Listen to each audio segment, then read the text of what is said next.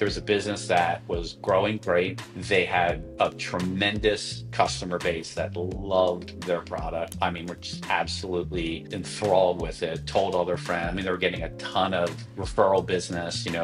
You would buy it and you would tell your friends about it. And it was great. It was going great. And they just needed some more money to grow the team. And they really did have more customers than they could serve. So they went out to raise capital. And the idea was they were going to raise 15 million at around a $90 million valuation, which all made sense, was good. And they had plenty of offers at that.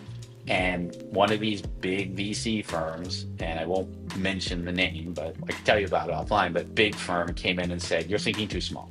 You need more. And we're not going to give you 15 million. We're going to give you 185 million. And we're going to give you a $900 million valuation. And they were like, where do I sign? Like, this is like, they never thought they would ever see that kind of money. They were rich beyond belief on paper, and they did the deal. They got this huge influx of money, and then a month later, the guys from the investment firm were in there going, okay, well, what are you gonna do with this? Like, let's go. And they're like, well, what should we do? And so they really ignored the fundamental business that they had built, and they started just doing all these crazy things, hiring like crazy, going into different product verticals that had nothing to do with what got them to where they were.